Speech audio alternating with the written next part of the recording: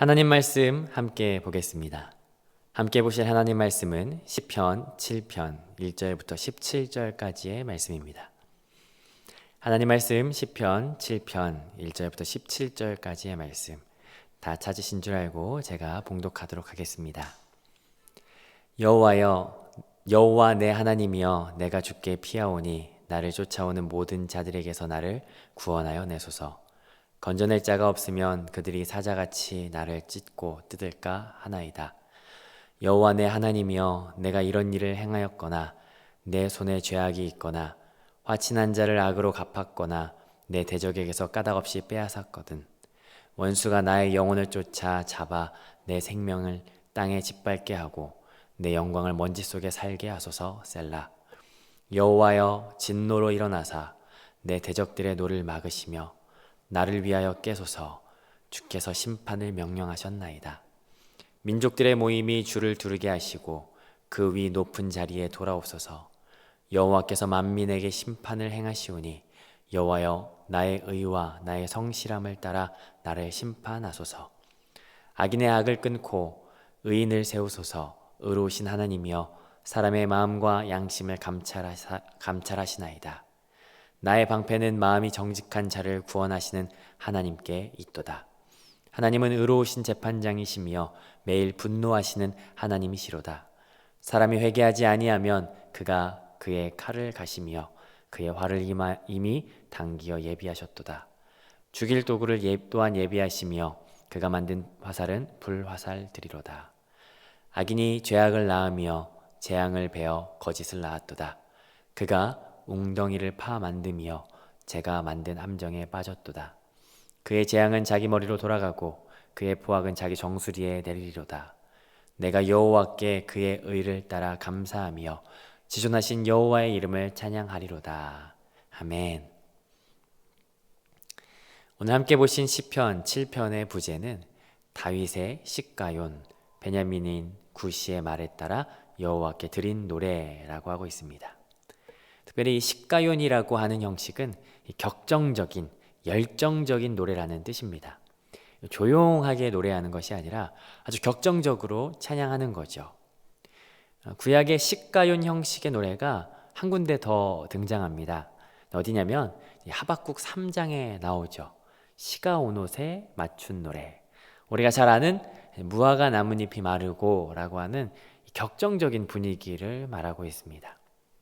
오늘 이 1절부터 17절까지 전체를 관통하는 가장 많이 등장하는 단어를 찾아보면요, 심판하신다, 그리고 죄는 반드시 심판을 받는다 라고 하는 내용입니다.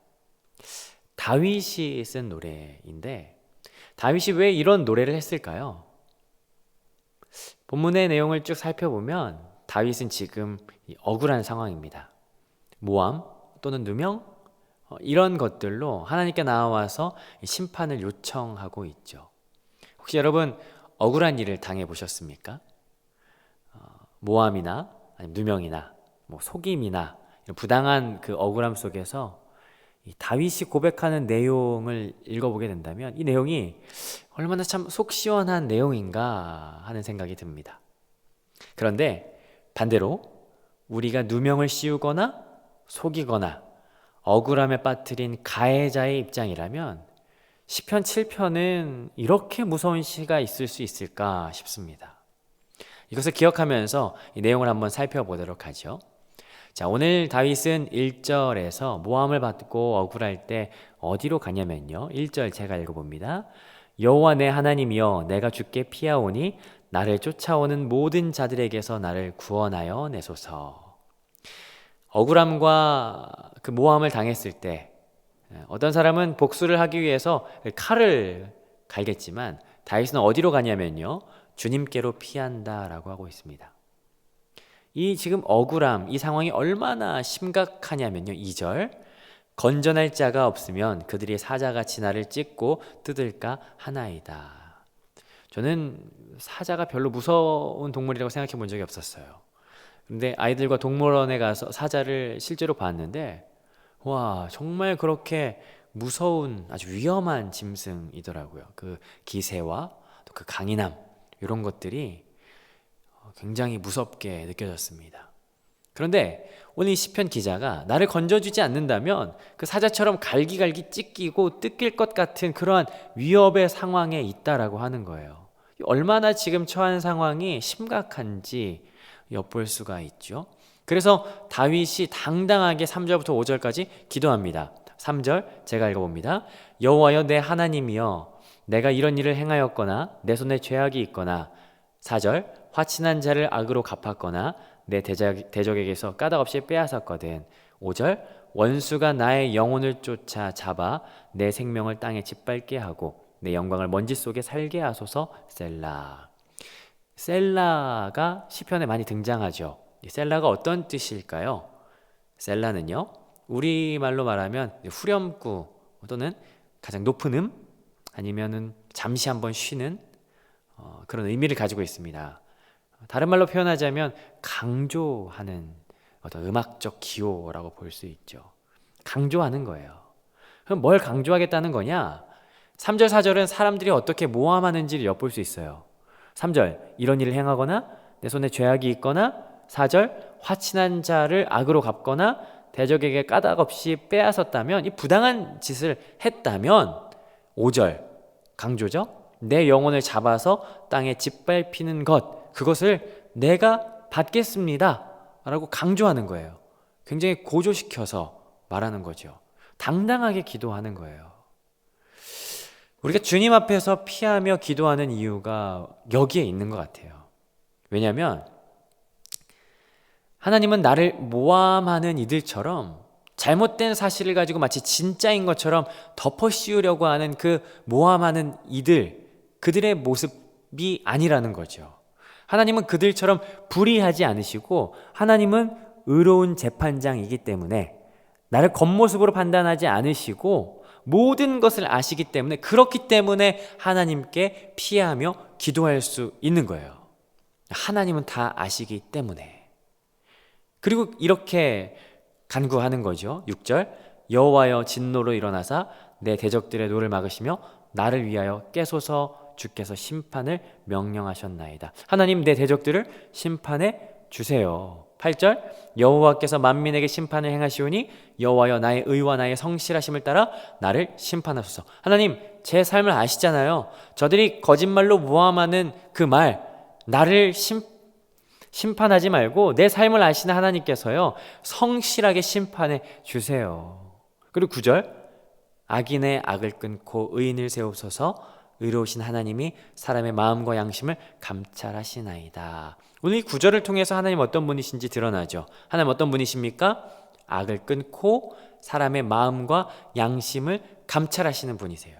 이 마음과 양심이라고 하는 이 말의 원어는요, 마음은 심장을 뜻해요. 양심은 콩팥, 이것을 뜻합니다. 내 오장육부를 아십니다. 내 내면의 생각과 중심을 아십니다. 내 생각의 근본과 동기를 아시는 분이 하나님이십니다. 그래서 하나님은 심판하실 때 겉모습으로 판단하지 않으신다라는 거예요. 그렇기 때문에 다윗이 자기의 삶을 누구에게 맡기냐면 10절 11절 제가 읽어봅니다. 나의 방패는 마음이 정직한 자를 구원하시는 하나님께 있도다. 하나님은 의로운 재판장이시며 매일 분노하신 하나님이시로다. 10절 그렇기 때문에 하나님께 맡긴다는 거예요. 자기의 모든 것을 아시는 하나님께 나의 모든 것을 맡긴다라는 거죠. 그리고 그 하나님은 의로우세요. 재판장이세요. 모든 것을 판단하세요. 만약 여러분이 모함과 억울한 일, 그러한 부당한 일들을 당했다면요, 주님께 피하시기를 바랍니다. 주님이 심판하시고 세상의 모든 관원들처럼 굽어서 판단하는 것이 아니라 하나님은 정직하게 판단하시는 분이시라는 것을 오늘 시편 기자가 말하고 있다는 사실이에요. 그런데 만약 우리가 누군가를 모함하고 억울하게 했다면 두려워할 일이 생겨요. 왜냐하면 11절을 기억해야 돼요. 하나님 어떤 분이십니까? 후반에 나오는데요, 매일 분노하시는 하나님이랍니다. 매일매일 분노하시는 분이 하나님이세요. 하나님이 분노 조절 장애입니까? 아니죠. 그럼 하나님 왜 매일 분노하십니까? 하나님 왜 매일 분노하시냐면요, 회개하지 않는 죄에 대해서 공의로우신 하나님이 그냥 넘어갈 수 없기 때문입니다. 하나님은 죄를 싫어하세요. 정말 죄를 싫어하세요. 얼마나 싫어하시냐면요, 그 죄를 해결하기 위해서 가장 소중한 자기의 아들, 그 아들이 십자가를 지는 것까지도 참아내고 허락하셨던 분이 하나님이세요. 죄를 해결하기 위해서 정확하게 죄에 대해서 그냥 넘어가지 않으시는 분이시죠. 그래서 어떻게 하시냐면요, 12절 13절에도 하나님의 그러한 성품이 드러나는데요. 12절, 사람이 회개하지 않으면 그가 그의 칼을 가시며 그의 활을 이미 당기어 예비하셨도다. 13절, 죽일 도구를 또한 예비하시며 그가 만든 화살은 불화살들이로다. 12절에서 칼을 갈고 13절 죽일 도구를 예비하셨대요. 활이에요. 활도 당겨 놓았어요. 이미 당겨졌어요. 근데 그 화살이 어떤 화살입니까? 불화살이죠. 활시 위에 팽팽하게 당겨져 있는 그 화살을 상상해 보십시오. 손만 놓으면 날아가는 불화살. 사수가 활을 잘 쏴야 되는데 하나님은 명사수예요. 실수한 적이 없으세요. 완벽하게 심판하십니다. 어떤 사람에게요? 회개하지 않는 사람에게. 오늘 우리가 이 말씀을 듣고 이 말씀을 묵상하는 가운데 회개할 내용이 생각난다면 오늘 기회입니다. 회개하시죠. 함께 회개하십시다. 자, 회개해야 하는데 다 알아요. 그런데 왜 회개하지 않을까요? 아니, 말씀을 듣고 그래, 회개해야지, 그리고 내가 잘못했지, 회개해야지 라고 하는 것을 아는데 모르는 사람이 있습니까? 그리스도인들이 회개해야 된다는 사실 다 알죠. 그러나 왜 회개하지 않는 사람이 있을까요? 어제도 말씀드렸지만 근본적으로 우리는 죄에 사로잡힌 자들이 아닙니다. 하나님의 은혜 속에 들어온 성령의 통치 속에 있는 자들이죠. 그러나 회개하지 않는 삶, 죄 가운데 거하는, 돌이키지 않는 삶은 불신자와 비슷한 죄의 영향력 아래에 살게 된다는 거예요. 그 죄의 영향력이 우리를 사로잡을 때 몇 가지 단계가 있어요. 첫 번째는요, 죄는 우리의 생각을 지배하고자 해요. 우리의 생각 가운데 자꾸 죄악된 것이 생각나고 우리의 상상력이 자꾸 악한 것으로 돌아간다면 조심해야 될 징조입니다. 왜냐하면 생각은 우리의 마음으로 연결되는 문이고, 그리고 우리가 마음을 지키기 위해서 우리의 생각을 잘 지켜야 될 필요가 있어요. 생각부터 시작되는 거거든요. 그러기 위해서 우리가 무엇을 보고 듣느냐가 가장 중요합니다. 요즘 우리에게 가장 많이 노출되어 있는 것이 무엇입니까? 이게 우리의 생각을 지배하는 가장 기초적인 요인이에요. 우리가 말씀 가운데 노출되어 있습니까? 하나님의 거룩하심에 노출되어 있습니까? 아니면 악한 것, 부정한 것에 노출되어 있습니까? 그렇다면 빨리 털고 주님 앞에 서야 하죠. 근데 만약에 이것을 놓치고 담아둔다면요, 두 번째 단계는 죄는 우리의 정서를 장악하기 시작해요. 정서, 감정은 우리의 행동을 유발하는 동기가 되죠. 죄가 우리의 정서를 장악하면 하나님 말씀이 들려 전해져도 이성적인 동의는 되지만 감정적인 동의가 정서적인 동의가 되지 못하고 이 삶의 자리에서 말씀의 열매를 맺지 못하게 되죠. 이런 얘기 많이 하잖아요. 아니, 마음이 가지 않는데 내가 어떻게 그걸 해? 동일한 거예요. 이 정서적인 감정의 상태까지 이 말씀이 도달하지 못하도록 이 죄악이 우리의 정서를 장악하기 시작하는 거죠. 근데 만약에 그런데도 가만히 있다? 그렇다면 세 번째, 이 죄가 파악됨에도 불구하고 버리지 못하는 이 의지적인 단계까지 장악당하게 되는 거예요. 이게 죄구나, 잘못한 거구나 하지만 돌이킬 능력이 사라져요. 돌이키고 싶지 않은 그런 상황, 죄를 지으면서도 자기를 포기하게 되는, 그래서 파악된 죄들도 뿌리 뽑지 못하게 되는 결과를 초래하게 되죠. 그러다가 더 이것이 심해지고 더 발전되면 네 번째 단계, 아예 마음이 심각하게 굳어져 버려요. 더 이상 말씀이 심겨지지 않고요, 성도의 교제가 전혀 사랑스러워지지 않아요. 입술에서는 은혜와 덕을 끼치는 말을 하지 못하게 되고요, 이 위험 신호가 계속해서 가면 내 영혼의 상태가 하나님을 향해서 마음이 정해지고 확정되지 못하게 만들죠. 기도할 수도 없어요. 마음 가운데 계속 다른 생각이 나를 꽉 잡고 있게 되는 거죠. 이렇게 단계별로 쭉 살펴보니까요, 여러분 어떻습니까? 죄가 발견됐을 때 그냥 내버려 두시겠습니까? 죄는 내버려 두면 안 돼요. 내 손해예요. 나에게 억울한 일, 부당한 일이 생겼을 때 복수하기 위해서 죄 지을 생각, 칼을 갈지 말고요, 하나님께 맡기십시오. 보복까지도. 다윗이 사울을 죽일 기회가 자기에게 주어졌지만 직접 심판하지 않아요. 나발을 잡으러 가는데도 아비가일을 통해서 막히죠. 하나님께 맡겼더니, 하나님께 내어 맡겼더니 하나님께서 심판해 주시는 다윗의 인생을 한번 상상해 보십시오. 생각해 보십시오. 억울한 일이 있으면 하나님께 맡기십시오. 하나님께서 하나님의 방법으로 심판하실 것입니다. 자, 14, 15, 16절 제가 읽어봅니다. 악인이 죄악을 낳으며 재앙을 베어 거짓을 낳았도다. 그가 웅덩이를 파 만들며 제가 만든 함정에 빠졌도다. 그의 재앙은 자기 머리로 돌아가고 그의 포악은 자기 정수리에 내리리로다. 악인이 죄악을 낳았어요. 그게 재앙을 임신했고 태어나는데 거짓이 태어났어요. 15절 자기가 만든 함정에 빠지고, 16절 자기 재앙이 자기 머리로 돌아가요. 이게 무섭지 않습니까? 악함이 악함을 낳고 죄가 죄를 낳는. 여러분, 만약에 여러분이 악인의 길을 가고 있다면요, 빨리 돌아서십시오. 온갖 거짓과 모든 악의 결론은요, 심판, 그것이 우리 머리로 돌아온다라는 상황이죠. 그런데 만약에 반대로 우리 가운데 억울한 일을 당한다면요, 하나님께서 이처럼 공의롭고 정의롭게 보응하실 거예요. 그렇기 때문에 17절에 찬양으로 마무리를 하는 거죠. 17절 내가 여호와께 그의 의를 따라 감사하며 지존하신 여호와의 이름을 찬양하리로다. 지존하신 여호와의 이름을 찬양하게 됩니다. 하나님의 의로우심 앞에 설 때 우리는 두 가지 마음이 앞서게 됩니다.